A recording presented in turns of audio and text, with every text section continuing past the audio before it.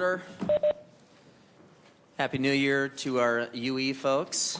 It's our first meeting of the year. We have a few items on our list today, but we had one addition. I want to thank Zeke for being here. And so, Zeke, I'm going to have you go right after Melissa on the Hope House update, all right? So, Melissa, if you're here, I don't see her actually. On the Hope House update. Yes, Ariel. All right, thank you, Ariel. Well, I won't actually. I didn't want to yell from over there. So Fawn is supposed to be here. I suspect that the time change probably confused her. That was my fault ultimately, so I apologize for that. So I will text her right now and make sure that she's on her way. Okay. Okay, thank Sounds you. good. All right, Mr. Smith, if you want to come on up and give us an update.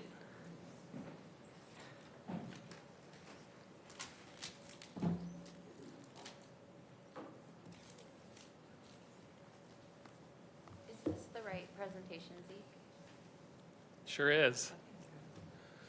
Also, thank you for being understanding as we were transitioning into a new chairmanship here. So, You bet.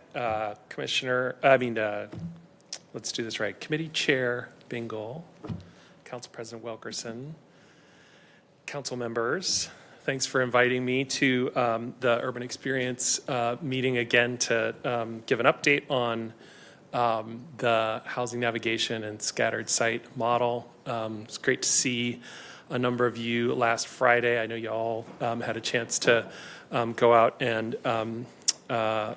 visit the open house at the Westminster site, and I'm sure there's some thoughts and questions about that. So I'll go quickly through some information. I'm so tempted to lift the thing, but I won't. I know I can. button right there's a button right All right, there. I'm If you gonna hit do up on it, it'll come up. Oh yeah, Just like that. High Great. tech. Perfect. Thanks. And Happy New Year, everyone. Next slide, please. So I wanted to first just acknowledge kind of where we're at in terms of the resources that the city has provided for this pilot project. I think you all recognize there was an initial $3.85 million that was contracted, I think in September, October of last year. And then with the amendment that came through, an additional about $1.9 million in ARPA funding, and then $125,000 specifically for the HOT team mental health members as a part of opioid settlement funding. Wanted to point out, as you all know, but for others as well, that those are different funding streams and they have kind of different ways that we can activate what they do. To date, in terms of our the Housing Navigation Center and the scattered sites and the homeless outreach team, we have allocated about $4.5 million of that $5.85. So that leaves about a $1.3 million that is unallocated at this point. So still available for additional aspects of the pilot. And that's not $4.5 million that's been spent to date, just for folks to recognize, but it's what's been allocated for services through June of '25.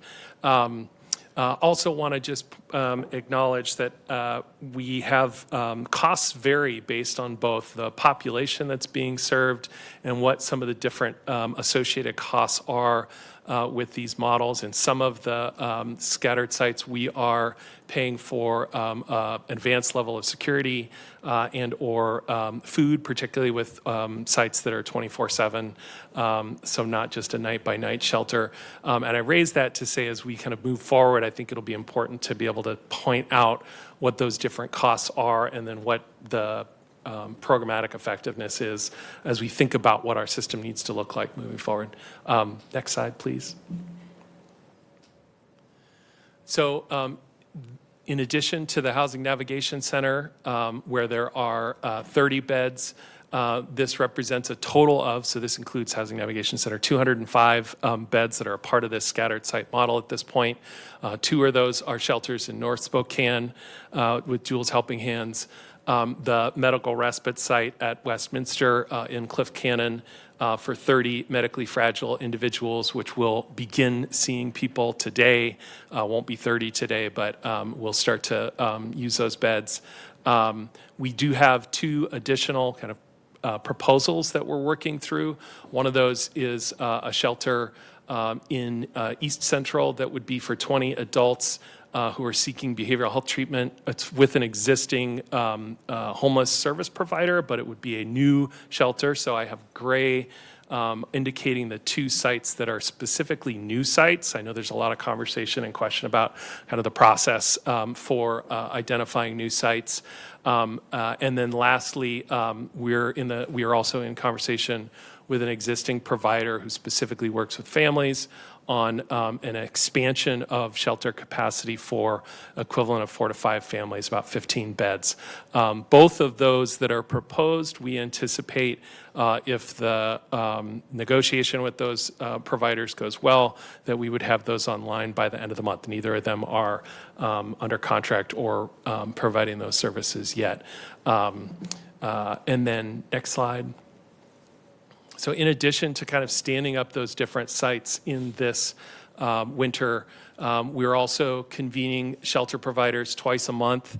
It's a great space for us to do kind of troubleshooting.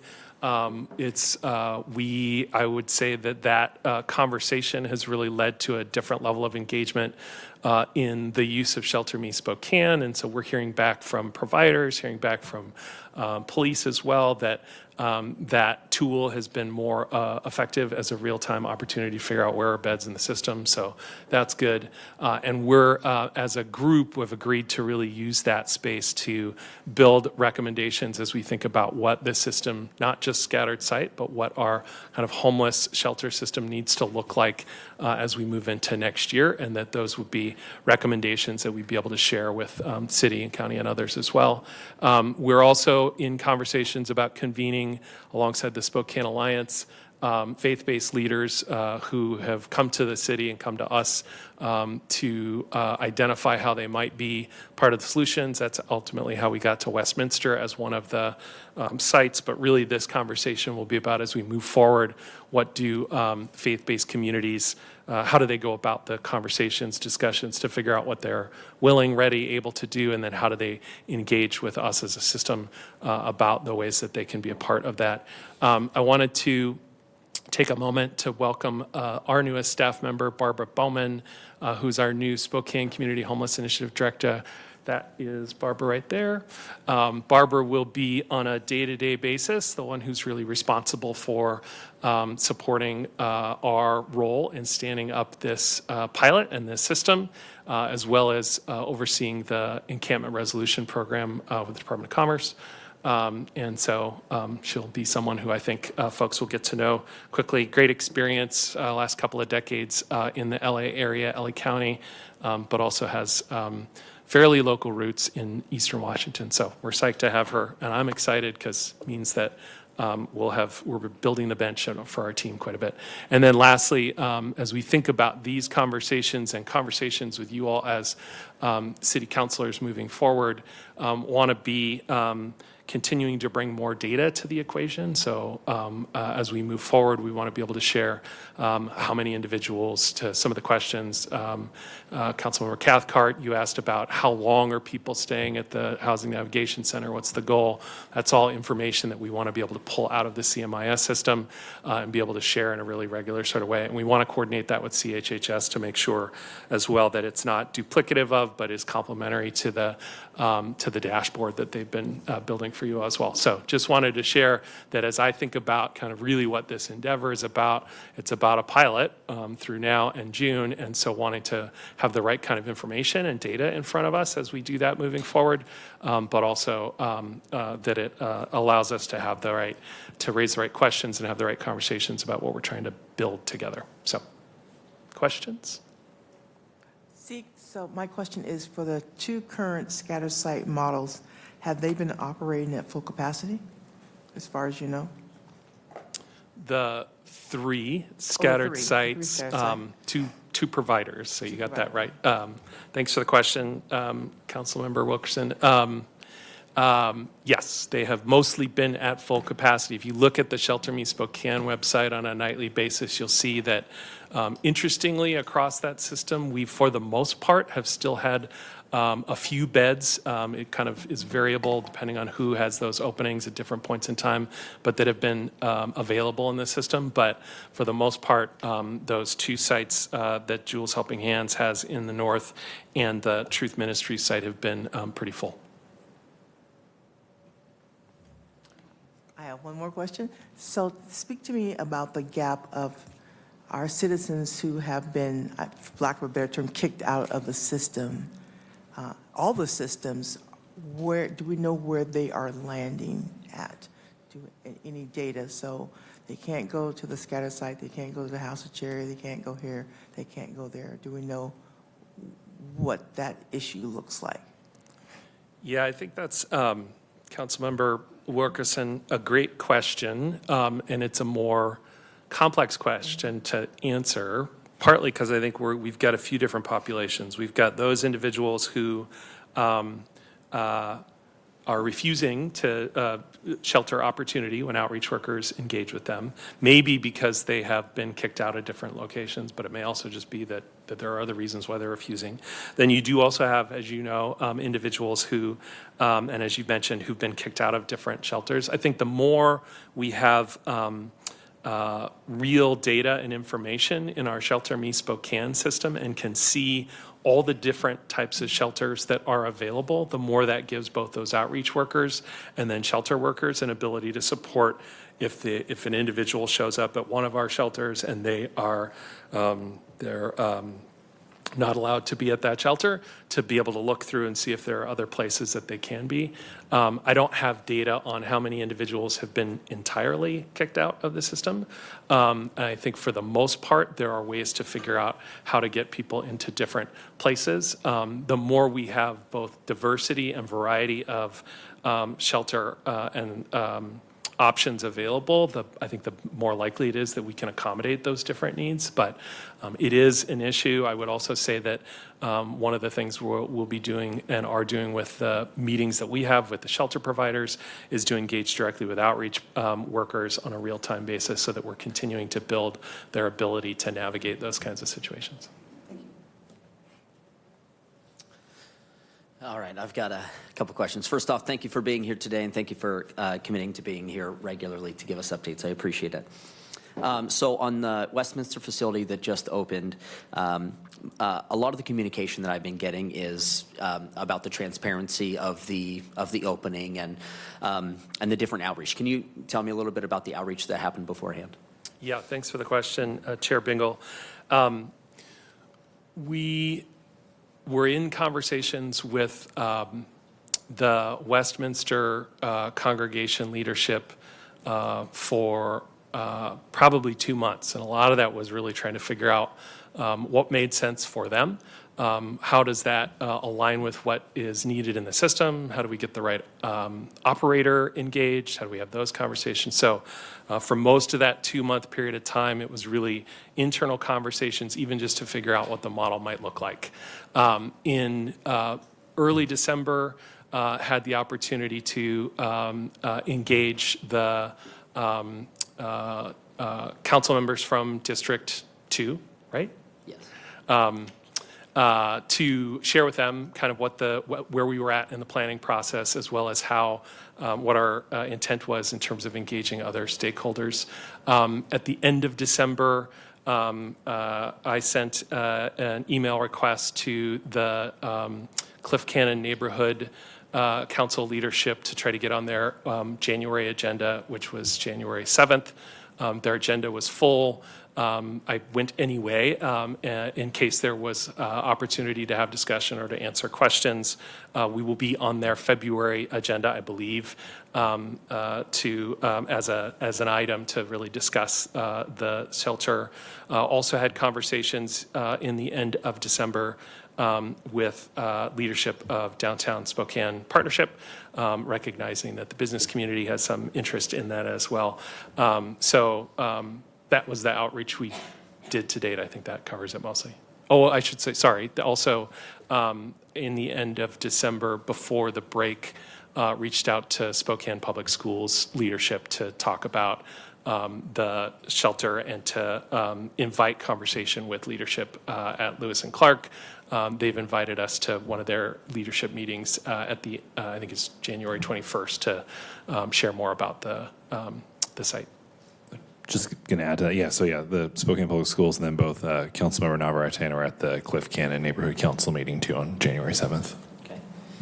And when it comes to the citing of essential facilities, because this is city funded, did we follow that process in the ordinance there? Probably should have mentioned that as well. We went through the permit application process in the middle of December with code, building, fire, I think that's right, and then had an inspection on January 6th in order to get the conditional permit or conditional use permit for the facility. So we did follow that part of it. I don't believe there are other specified kind of outreach or engagement requirements in ordinance that I know of. Okay, so I'll share some of the feedback that I got on this, which wasn't even necessarily about the facility itself. I think a lot of people recognize the value of that facility, particularly one that's, referral only by Providence. A lot of the feedback I got was, we have properties in the area, or there's a, $60 million development happening, right next to it, and nobody was reached out to. And so a lot of the things that I'm hearing are we don't even necessarily want to oppose the facility itself, but it feels as if things are being hidden from us, and to a certain extent, I see where they're at, and it's difficult for me as a council member to get on board with facilities that I think could have great value when we're not, I think, following the spirit of the citing ordinance, which was to do that community outreach and the community engagement. And I know that there are going to be more that are coming on board. And what I would hope is in the future, I know that there will be, there's going to be pushback on facilities like this, but I think it's fair and reasonable for the neighborhoods that they're in to understand what is coming, particularly when there's, permits involved and everything. So once we get to that point, we know that a facility is going in, and I think it's fair to the neighborhoods not to get onto the agenda after it's going to open or something like that. I think it needs to be, much more in advance, and I would ask that happens in the future. Lastly, on that, I saw the ARPA funding. Oh yeah, go ahead. Yeah, sorry. Just to add to that clarification, so Cliff Cannon did not meet in December, and they were late on receiving that notification. Councilmember Dillon and I went to the meeting where Zeke was, and it was received on time, but it was late for them to put it on the agenda. Yeah, and I would say this is not you. I spoke to Julie maybe 2 weeks ago, and what was told to me was we are reaching out to the businesses, we are reaching out to the neighbors, and like I said, what's been communicated to me from dozens of neighbors in the area was nobody told us. Now, reaching out to the neighborhood council, truly appreciate that. That's definitely one avenue, but like I said, there's a lot of. As somebody who's done a fair amount of canvassing in my day, something like this to go a few blocks, I don't think is that much effort to go out and just let people know, hey, this is coming in. If you have questions, here's our information. We feel confident about what it is. We'd love to talk to you about it. Yeah. Yeah, just to quickly follow up, it is on the border between two council districts as well as two neighborhood councils. Did you reach out to Riverside neighborhood as well and have a conversation with them at all? No, did not. Okay.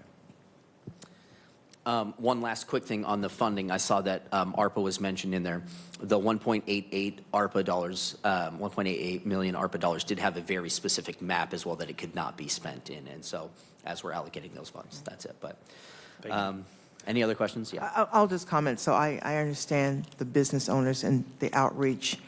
And when we have really tried to engage them, the pushback has been so fierce and not quite correct information as some that we received just even recently in emails.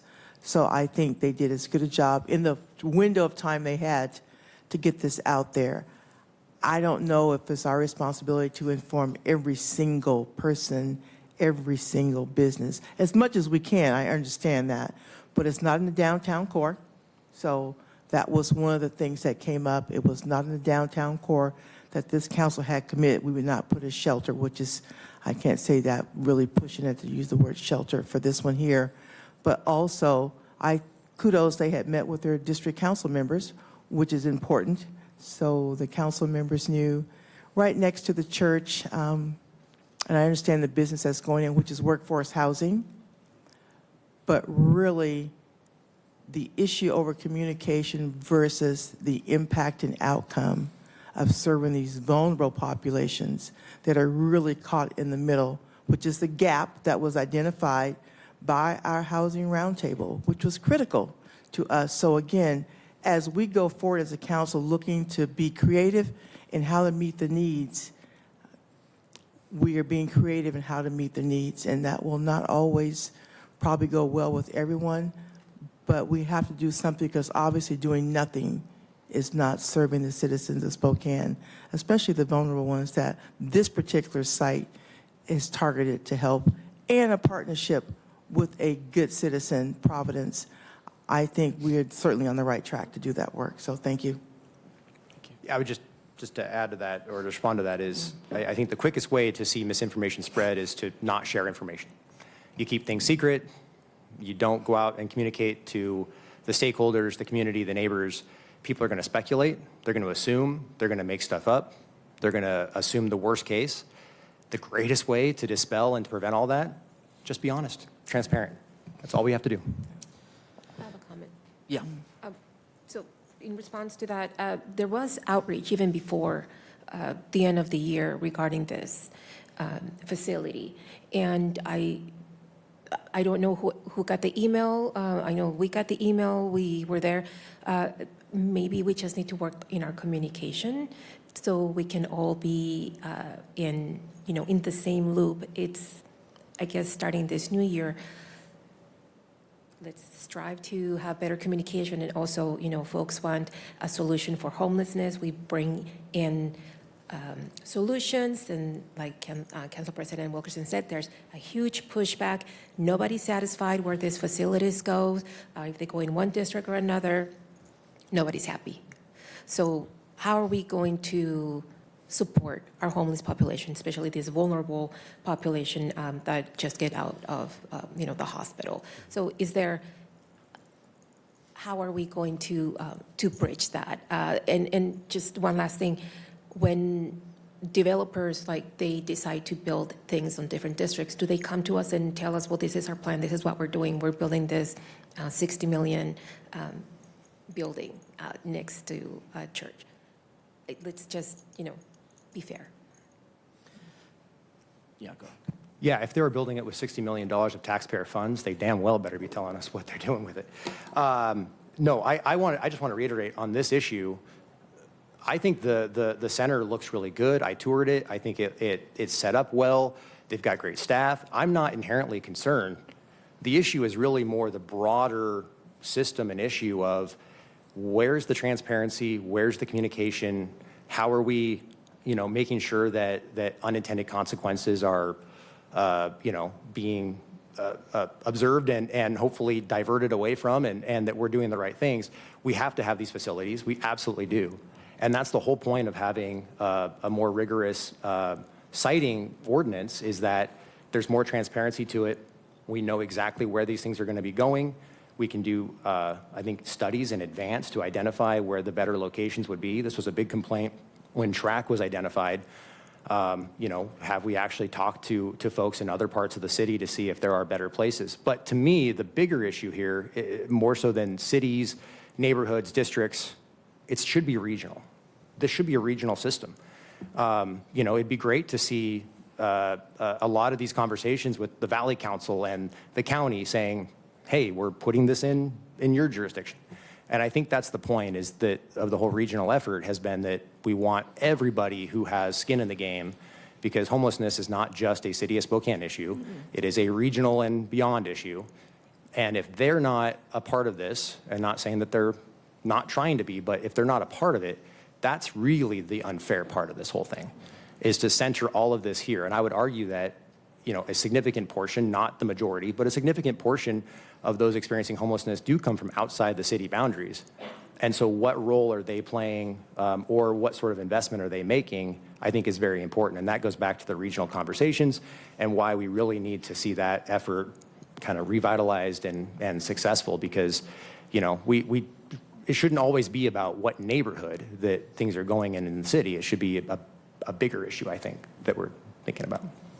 And I'll say, one last thing before we move on, that, I don't think our standard should be that transparency happens so long as there isn't going to be fierce pushback, right? I mean, whether it's citing of police stations or homeless facilities, we put this into place for a purpose. And I mean, there will be fierce pushback on this, but I think it's still fair for the neighborhoods and the other areas to know. And I think that it actually would benefit for facilities like this, where it's not a drop-by shelter, but the referral only.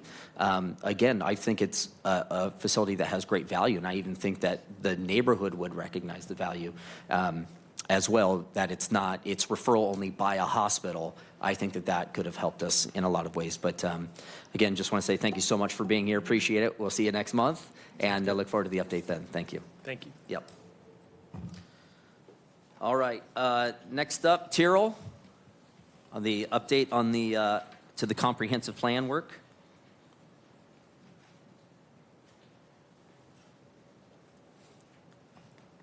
Thank you.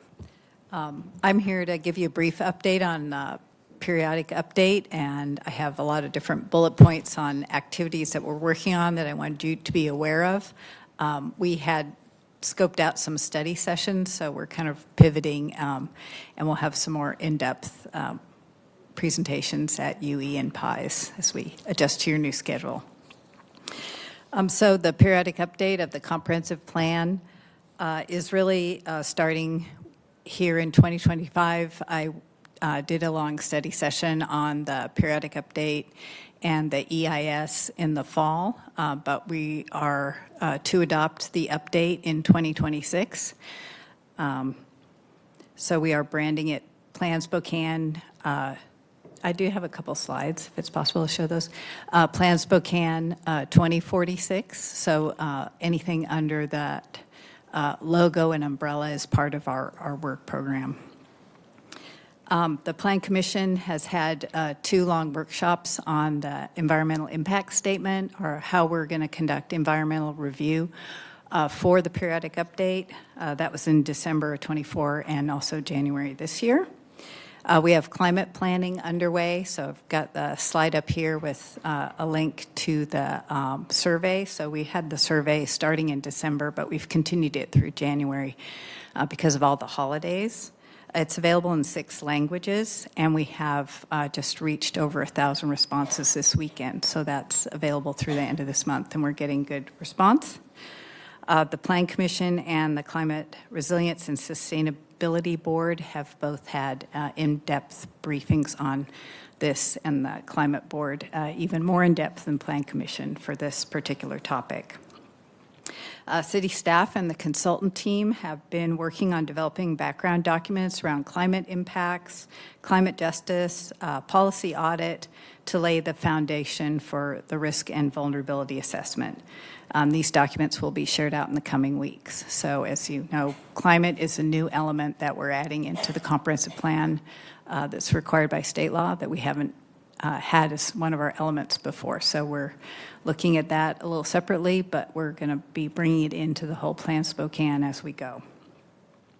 We'll be doing workshops and focus groups in the spring, specifically around climate and the information we have around climate impacts for Spokane.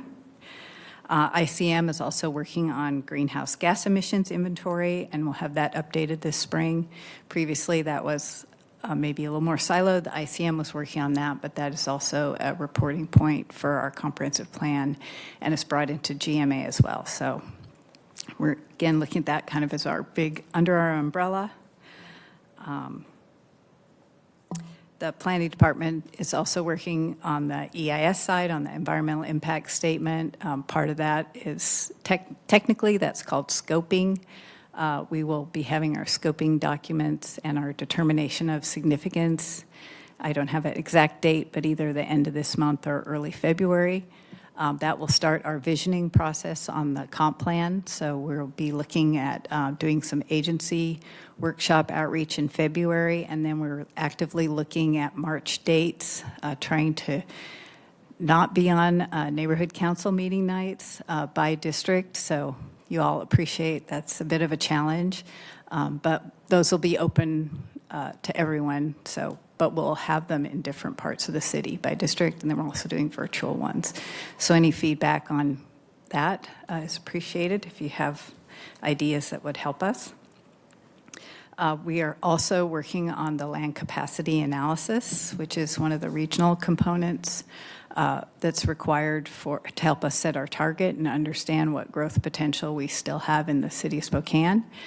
We are not yet complete with that, but we'll be back at Urban Experience for in-depth presentation on that in February. And then after that, we'll share it with the Steering Committee of Elected Officials. The Steering Committee of Elected Officials is a regional planning group of elected officials. For the city of Spokane, it's Councilmember Cathcart, Councilmember Klitsky, and Councilmember Dillon are on the committee.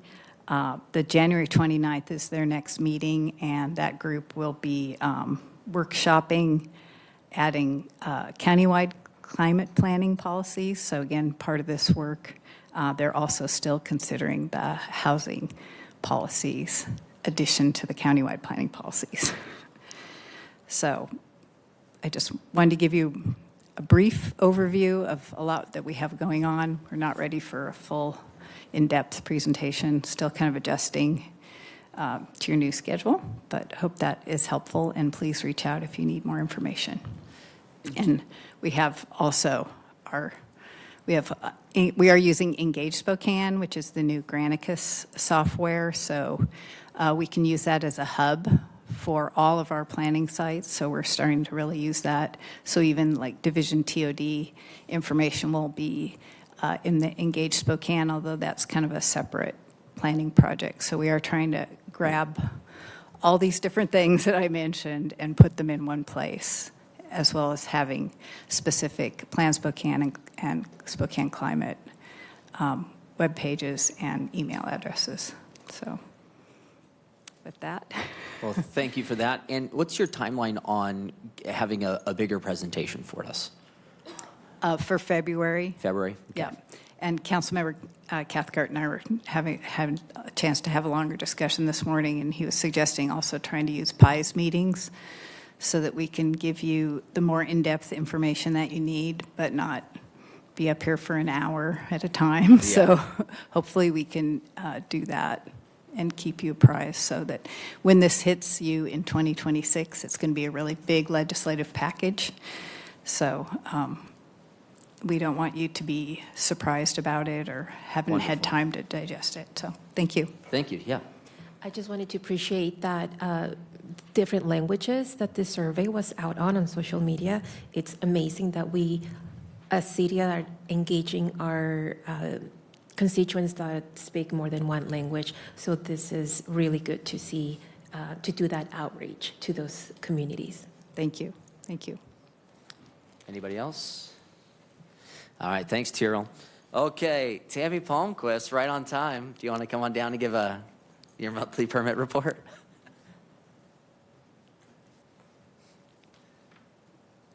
Exactly where we intended it to happen in the meeting, yeah. Not a problem. Tammy,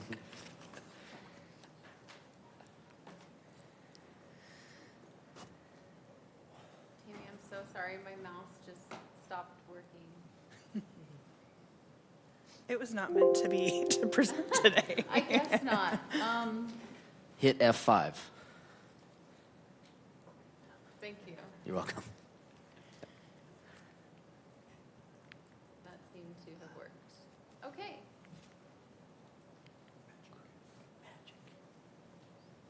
Okay, housing. We hit a lot of records again. Hey.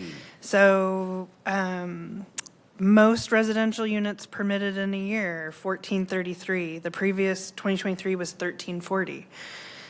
Most residential permitted in a month, 506 were issued in July. In 2023, 358 were issued in August.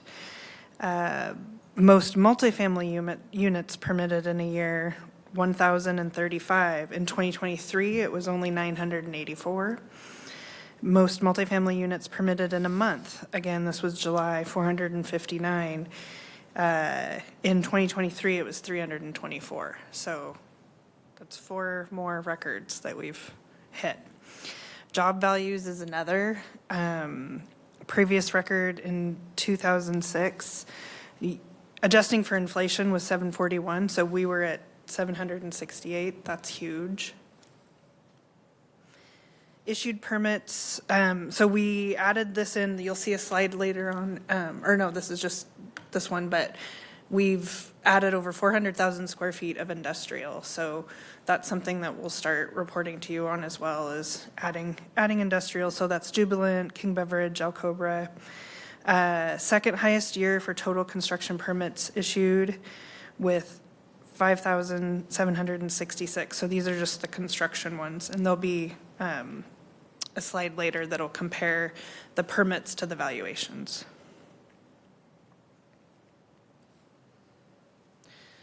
So things that we accomplished were completing the fee study. So that will go into effect on the 22nd. So right now we're working to get all of those fees into Acela. It is already on our website. We sent out an email to everybody who's pulled at least 5 permits in the last 18 months and letting them know. So, you know, we're providing this information if they have any questions to come talk to us, but just that's out there. We are interviewing for more staff, so we've interviewed for 2 more permit techs, and these are our frontline people. And then we interviewed and hired or promoted a plans examiner. So this person will focus on the residential, and that allows then the previous ones to focus more on commercial.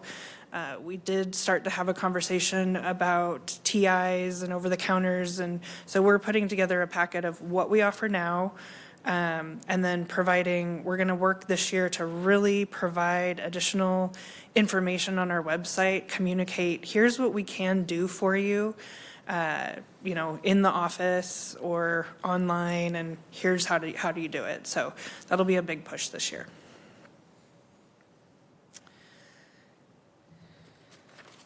Let's see, so here's the total construction permits against the job values. So for 2024, you can see, you know, 5,766 construction permits with a valuation of 769 million. So looking good. This also shows why our workload has increased so much. These are more complex permits, this is more complex energy code, you know, so the volume as well as the complexity just adds to why it takes longer. And on that, one of the questions I was going to ask is, what is your staff size now versus 2006 when you're comparing those 2 record numbers? Besides the plan reviewer that we add, it's the same. Same size. But can you tell me a little bit more about how much more complex the jobs have become in the last 20 years? Well, nothing easy is left. It's all complicated Yeah. stuff. It's the complicated sites, but the state-initiated energy codes, so those have become more and more complex every year. I mean, 2006, there was very few. Now we're dealing with, you know, whole chapters of the building code. The other things that have been added are, you know, just the complexity of the types of developments. You know, the regular codes have increased every year as well, or every 3 years. But, so we've had 2 code updates since COVID that we've, you know, had people pull try and get the permits in under the old code. And so we've gone through 2 of those since COVID. Thank you.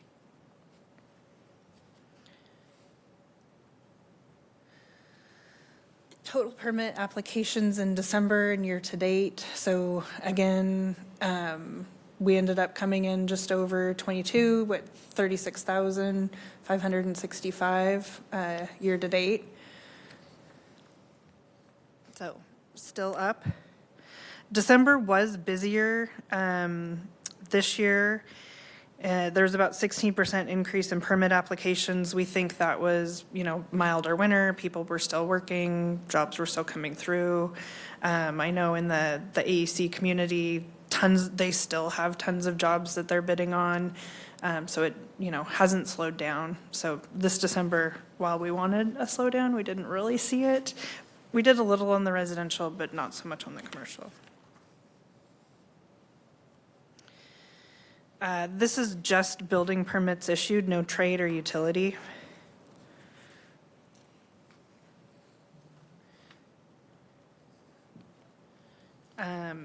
This is your public and private job values, so you can see where we ended the year. The private, almost 700 million. And were the public dollars from 2020 to 2022, was that a lot of ARPA dollars coming in for that, or is that not There included was a in lot of this? schools. Schools, Yeah, there was a lot of schools. thank you.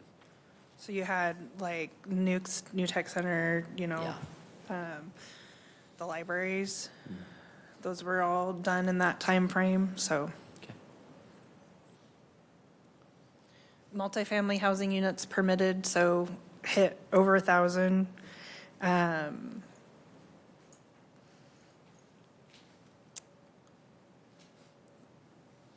Single-family residential, we still got over 300.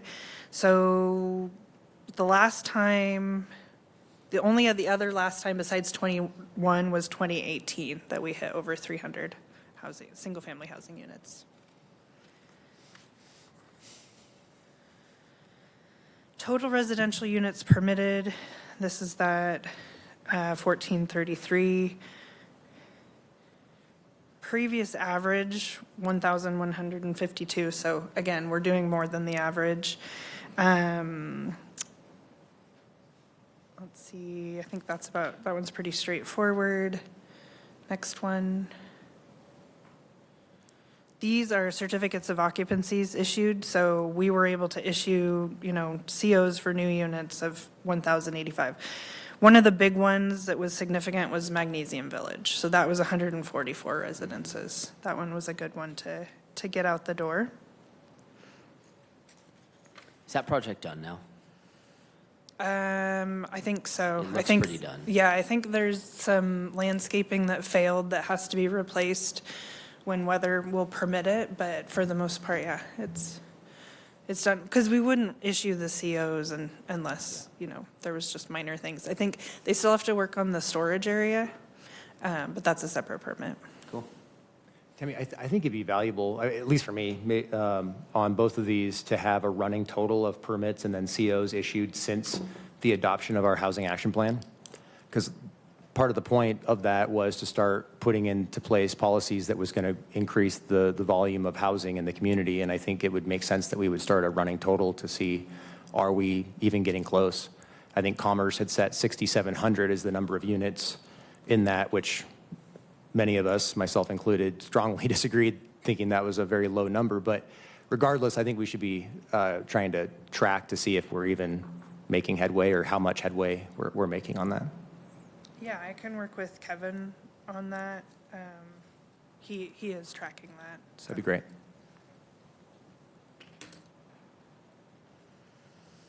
Okay, next one.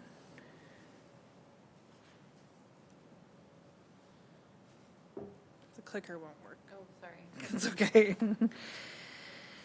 So this is what's in the pipeline. This is what's in plan review. So we've got another 1,400 units in plan review right now. Also in what we've identified in pre-development and through the MFTE program is another 2,000 units that is yet to come into plan review. So I think we're well on our way to hit over 1,000 units again this year. Just, from what we're seeing, even if what doesn't come out, what we have in right now for review will put us over that number.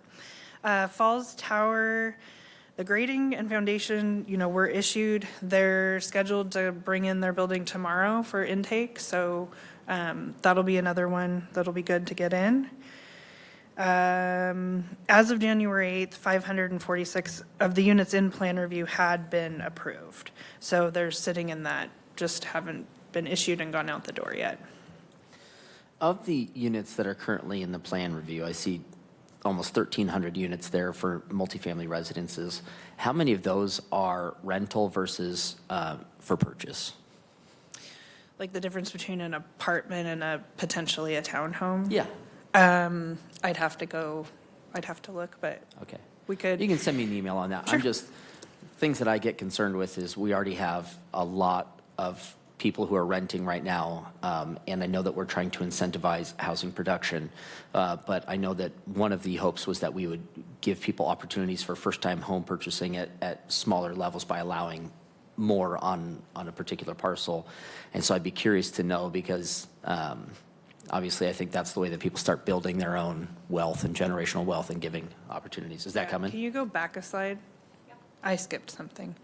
So this was something new that Ryan put together that just showed what our median cost per square foot and median job value prices were. And it's interesting to note that in '24, we actually started building more smaller units. And I think that is the number in the permitting, it's a 600% increase in townhomes that we've permitted in '24 to previous years. So I think that's where we're seeing that middle Yeah. median household. But yeah, we can definitely kind of see if we can break down, what's a true multifamily and what's something that's Yeah. subdivided or has the potential to be condoed.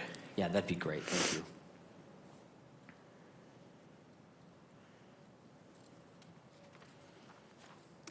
Okay. Are you ready for council Yes. district? Yes.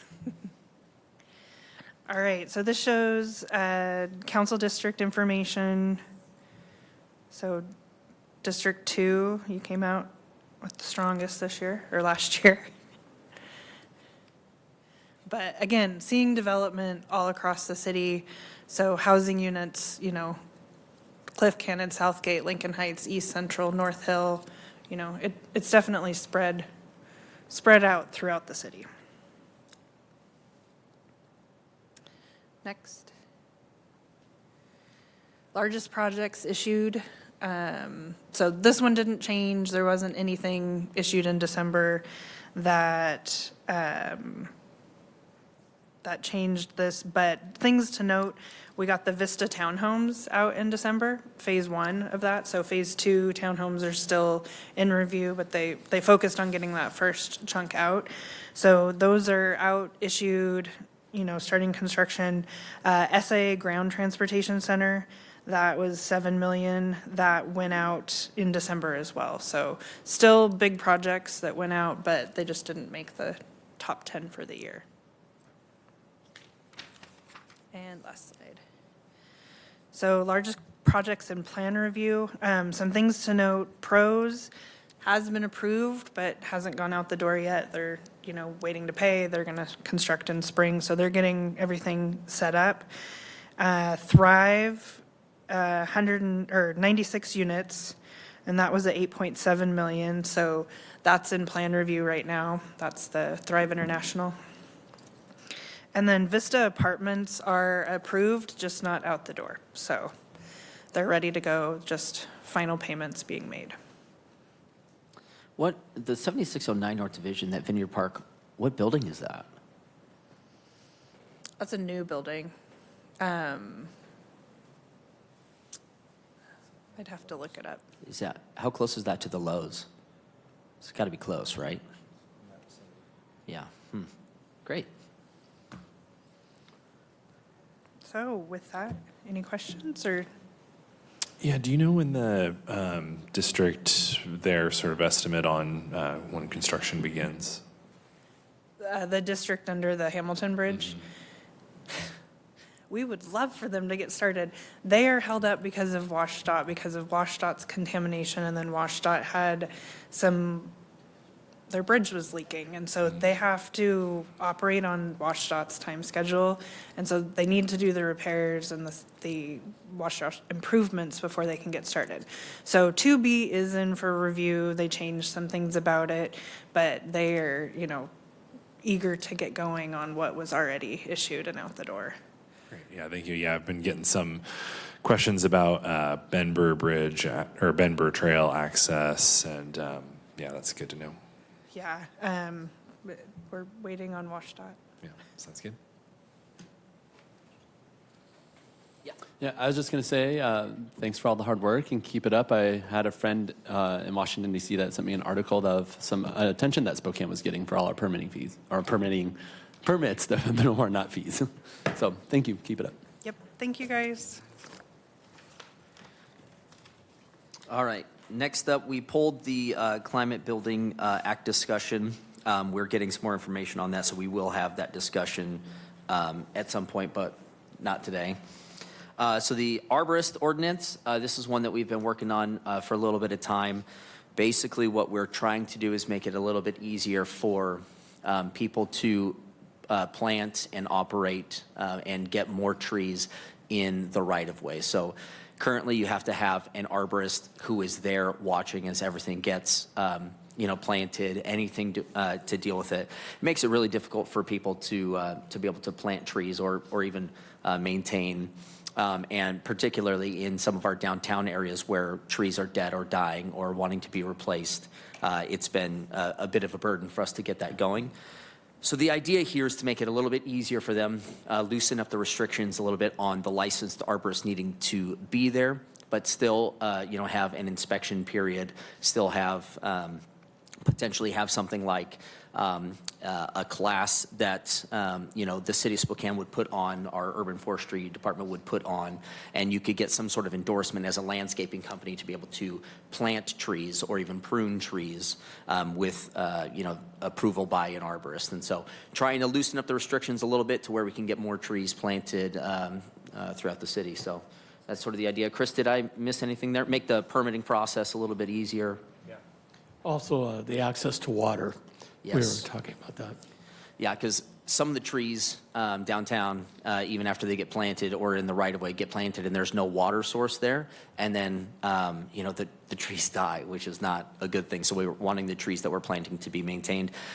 The cost, if any infrastructure is necessary to be put in by the water department, those costs will be incurred by the people wanting to plant the trees to make sure that the city isn't providing all those dollars. The rough idea. Any questions on that? Yeah. Have you talked about urban forestry Yes. already? Yeah. And what does she have to say? So, yeah, Katie and I have talked on this, and, she's a little hesitant, and I totally understand. But it's not like any one of us wants failures to be happening. We want it to be successful. And so that's where, we'll make sure that the Parks Department and the Park Board and everybody feels comfortable with this, because the idea is how do we get more trees planted, and we don't want just trees planted, we want successful plantings. Can you be I don't know. I wasn't privy to those conversations, Yeah. so I was just wondering what her hesitations or concerns are. Yeah, so I mean, arborists go through a very specific, training to be able to, plant and maintain trees. But, landscape architects, landscape companies plant, hundreds of thousands of trees. It's not like they don't know what they're doing. So the idea is to not get rid of arborists, but make it a little bit easier. So instead of an arborist having to be on site, potentially they can just review the plans, approve them, and then inspect after they've been done, as opposed to having to be on site, because we have a shortage of arborists, and I'm worried that the current code that we have is going to keep us from being able to get more trees planted in the city of Spokane. But an arborist certification, it's a years-long process. It takes a long time, and they have great value. They do great work. I think that you could loosen the restrictions some and still have very, healthy trees being planted. Any other questions? Chris, did I miss anything? No? All right. And like I said, this is not going to be on an agenda for another month or so, again, because we are still working through the best way to get everybody on board with this. So, all right. Boards, commission, and initiative updates. Chairman Bingle, did you want to do Hope House? I don't know if that's... Oh, yeah. Yeah.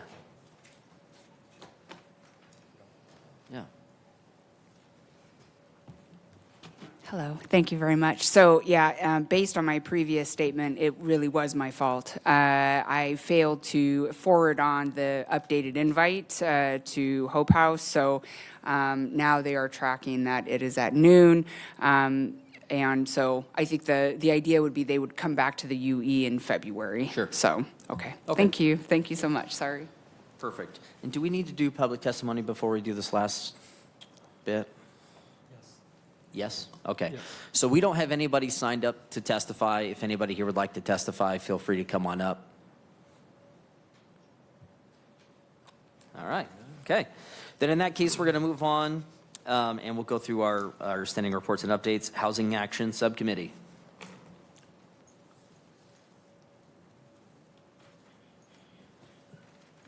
That's me.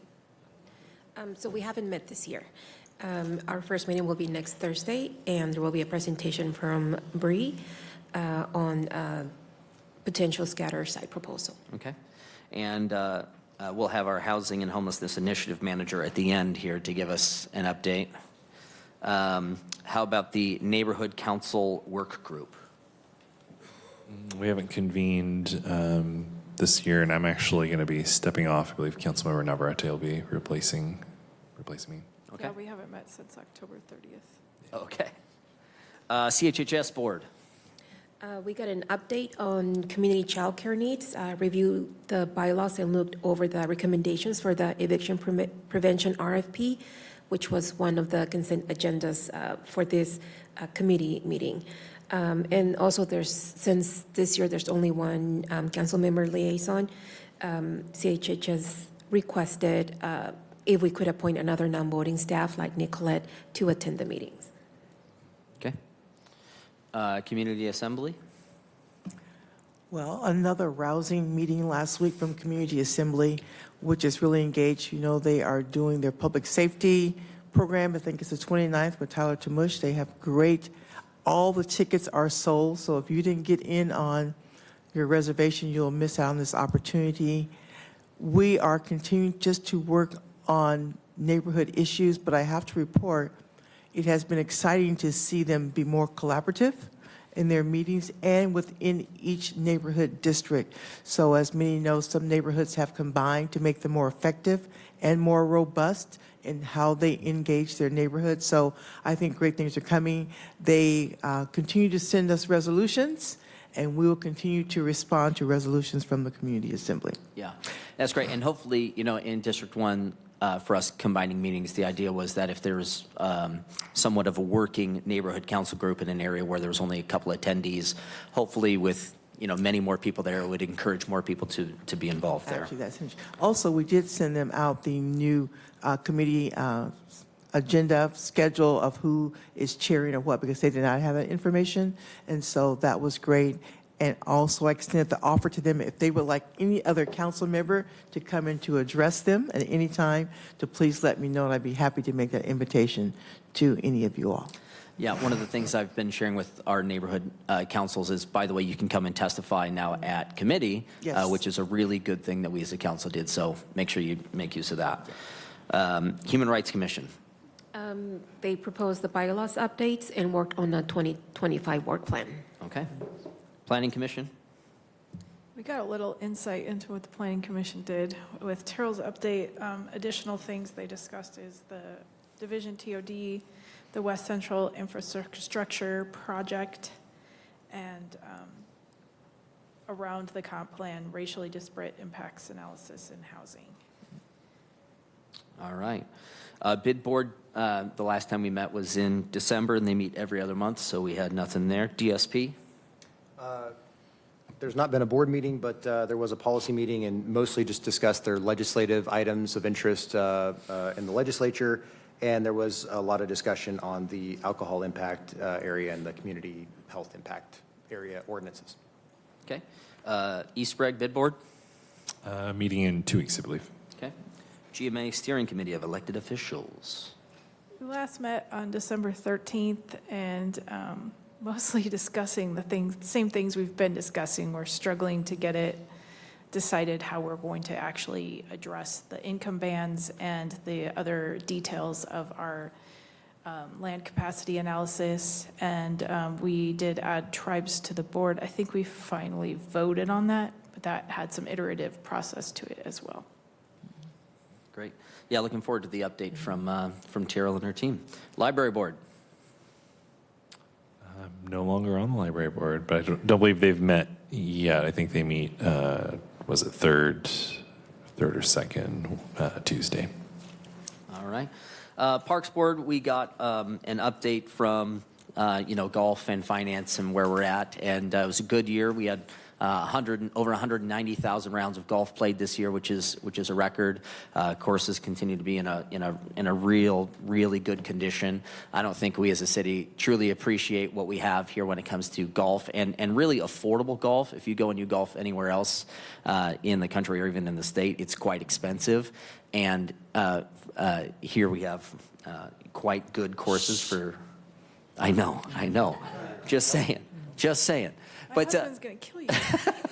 That's right. But also we said goodbye to Nick Sumner, who finished his second term for 10 years. He served the city of Spokane. And so, Nick, you're the man. Thank you again for all of your service. And then just continued discussions on the levy and, potential partnership with the city. So Councilmember Bingo, I have just an observation.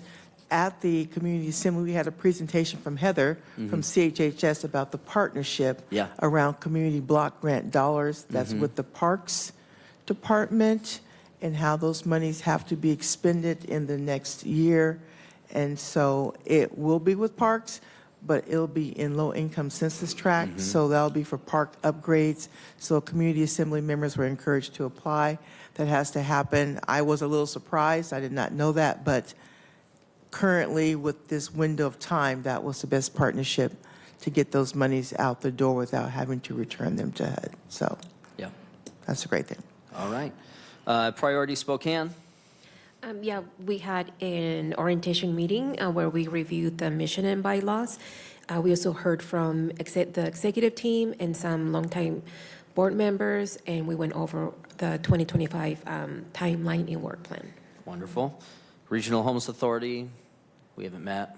I think they're going to schedule a meeting, I believe, in February, and Councilmember Zappone has replaced me on that. Yeah. Spokane Arts. We are meeting next week. All right. And now an update from our Housing and Homelessness Initiative Manager, Nicolette Ochiltree. Hello, Council. So I had some technical difficulties with my laptop this morning, so you'll have to listen to this without the pretty graphic. You're welcome, Councilman Bingle. That meme won't see the light of day now. Thank God. But if anybody wants to see the Urban Experience cowboy meme, please let me know, and I'll make sure to show it to you. And happy first day of the 2025 state legislative session to all those who celebrate. So I'm wearing green for that today. As a member of the Ledge team again this year, I'm very excited to track all those housing and homelessness related issues and initiatives that Council has voted on and will track during the session. And good luck to Councilwoman Klitsky as you attend this week. And I hope that graphic, the land value tax graphic, will be helpful for you as you push that initiative forward. A couple of things that happened since I last saw you guys here during this update. We had that last town hall on December 10th. It was a very great town hall. We went over the key takeaways from the roundtables that we had previously have, and we are starting to meet to do a little bit more of a robust, deeper dive into what those council code changes might look like. I know that we have a meeting scheduled with Councilman Bingle and Zappone at some point this week, and I would hope to go over a lot of these things with you guys during my one-on-ones as we move forward, so we can get a more nuanced perspective on what those code changes will look like in virtue of what we've learned from the roundtables that we've had and all that stakeholder engagement that we've had. The next thing that I did since I've seen you guys last that I thought was worth mentioning is I attended the Chaz Memorial for those who lost their lives while experiencing homelessness here in Spokane. And one of the things, I really don't want to cry right now, but one of the things that was really striking to me, I've attended this every year, but this year when they read all 200 names of the people who had died while experiencing homelessness in Spokane, it took them over 6 minutes to read just the first and last names, first name and last initial of the people who had passed away. And I think that that was something really compelling about the amount of time that it took to read all those names and honor all those individuals. And then afterwards, they had read out a couple other names of people who had died since they had made that video. That video is available online for anybody who wants to look at it. I would encourage you to watch the entire thing. And in particular, there are some really compelling moments where Dr. Manriquez talks about some of the struggles that people experience while they're on the streets experiencing homelessness and the things that contribute to the deaths that we see on those streets. Another thing that that came up since I've seen you last, and I want to thank all of you guys for attending, which is the open house for the medically supported respite facility in Westminster.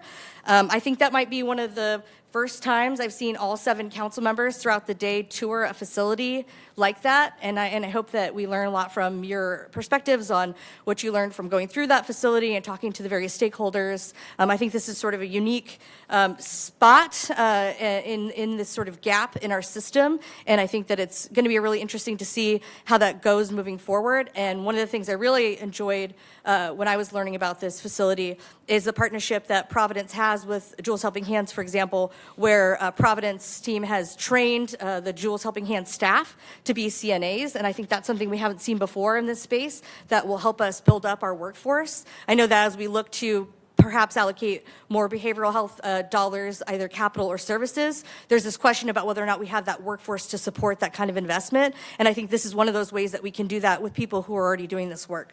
And so that was exciting to see. I also want to point out that although we learned some things about how we can better communicate, this was one of these instances where you saw an agency reaching out ahead of time to the neighborhood council members, or the neighborhood council and the neighborhood council members in that district. I acknowledge that we could do better going forward, but I do want to acknowledge that this was a level of engagement we just haven't seen in the same way in the past, and so I think that we can make some improvements there while acknowledging the improvements that were previously made to bring us to that point. A couple things coming up.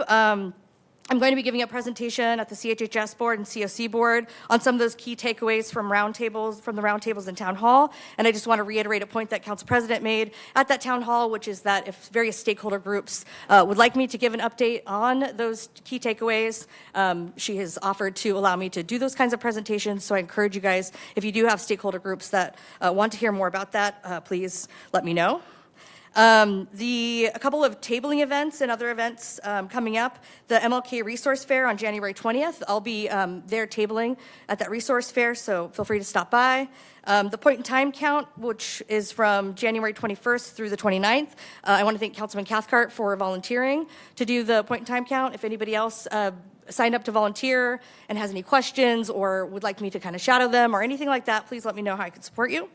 On January 23rd, which is within that point in time count period, there's the Homeless Connect, and this will be the first year that council has ever had a table at that resource fair. Very excited about that. And I'll set out another doodle poll again in case anybody wants to help table that event with me. I have a couple people already willing to do that. Again, just want to highlight that as we're getting ready to update the code with respect to the roundtables that we've done, feel free to reach out to me either individually or in groups or pairs so that we can get as much input as possible as we begin to draft some of those code changes. And you know, maybe buy Chris Wright a cup of coffee because I think we're going to have to be pulling some extra time on this to make sure that we get everything that you guys want to see in those code changes.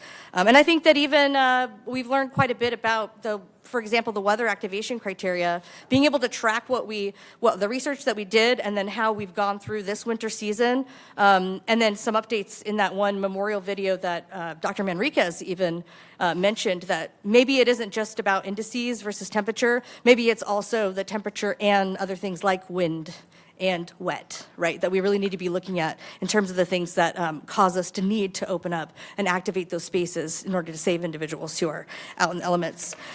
Well, I think that pretty much wraps up what I had planned on saying. I guess I have one thing written here, which I might say, which is I think one of the most interesting things that I've learned over the last couple weeks coming back is I didn't realize how burnt out I was until I took some time off. So thank you for allowing me to take some vacation time. I think that we all need to pay more attention to the level of self-care that we're giving to ourselves and that we afford one another. And the other thing that I learned is that language matters, communication matters, collaboration matters, transparency matters, and I urge us to have grace with one another as we continue to engage with these concepts and not just in name only, because we use these phrases a lot like buzz phrases, but like as we actually do those things, to give each other grace and to not always just call each other out unless we're calling ourselves out in those moments, and unless we're really leaning into actually collaborating, not just saying we're collaborating, actually communicating, not just saying we're communicating, because I think we'll all be better for that. And are there any questions or anything like that? Councilman Cathcart? I had somebody ask me last week where they could access the materials from the roundtables and whatnot, and I assume it's on the website, but I really didn't know, and so I told them I'd find out. So Is there- we are just at the tail end of compiling that larger report, which I'm hoping to get out by the end of the week, and then we'll be able to have a link to that. And that has everything in it, all of the different survey results, all the materials that we handed out during the roundtables and everything like that. So I'll be sure to distribute a link to you guys to make sure it's up there. Thank you much. Any other questions? Okay, thanks. All right, anything else for the good of the order? All right, then this meeting's adjourned.